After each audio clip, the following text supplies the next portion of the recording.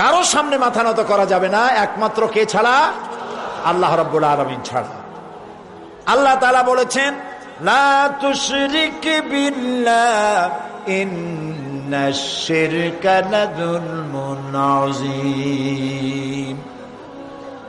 আল্লাহর সাথে শরীক স্থাপন করো না, নিশ্চয়ই শিরক হচ্ছে মস্ত বড় জুলম।